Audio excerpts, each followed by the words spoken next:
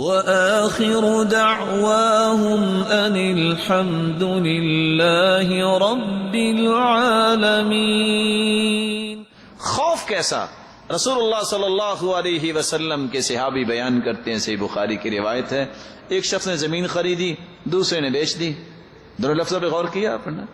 کچھ لوگ بیچتے ہیں، خریدتے بھی ہیں، قبضہ نہیں دیتے۔ اس نے پیسے دے دیے، اس نے قبضہ دے دیا۔ ہل چلانا شروع کیا، فوجد جرۃ من ذهب، گھڑا ایک سونے کا نکلا ہے۔ کہتا رک جاؤ، اس نے نہیں کہا کہ رک جاؤ اس کو چھپا لو، کہا رک جاؤ۔ گھڑے کے پاس گئے، جناب یہ آپ کا گھڑا ہے، میرا نہیں ہے، میں نے تو آپ کو زمین کے پیسے دیے۔ کہا بعتک الارض وما فیہا، میرا نہیں ہے، یہ آپ کا ہے، میں نے زمین۔ جھگڑا ہو گیا۔ پتہ کس بات پہ جھگڑا ہوا؟ وہ کہتے ہیں تیرا گھڑا ہے، وہ کہتا نہیں تیرا گھڑا ہے۔ کتنا خوبصورت جھگڑا ہے۔ فتحاکم الی رجل، ایک شخص کے پاس گیا، فیصلہ کر دو۔ کہا کیا مسئلہ بھی؟ آپ کی زمین ہے، لے لو آپ۔ کہتے ہیں میں کل قیامت کے دن اللہ کے سامنے کھڑا ہو کے جواب کیا دوں گا؟ کہا ابھی تم نہیں لیتے، تم لے لو بھائی، آپ کی زمین سے نکلا ہے۔ کہا یہ نہیں، اللہ کے سامنے کھڑا ہو کے جواب دے سکتا تو میں کیسے دوں گا؟ کہا اچھا پھر میرا فیصلہ یہ ہے، یہ بتاؤ الکما ولد، تم میں سے کسی کا بیٹا ہے؟ ایک نے کہا بیٹا ہے۔ کہا آپ کا؟ کہا میری بیٹی ہے۔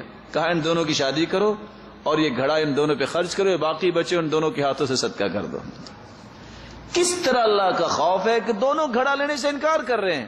آج 10 روپے گرے نظر آ جائے نا، اس پہ جھگڑا ہو جاتا ہے، کہتے نہیں میرے گرے تھے، وہ کہتا صرف 10 روپے۔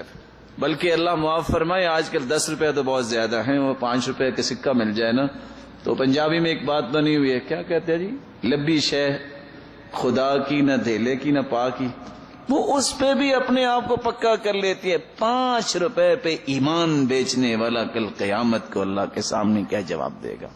صحیح بخاری کی روایت، ایک شخص نے مرتے وقت وصیت کی، میرے بیٹو اذا انا مت فاحرقونی، جب میں مر جاؤں تو مجھے جلا دینا اور میری راکھ کو سمندروں میں بہا دینا اور ہواؤں میں اڑا دینا۔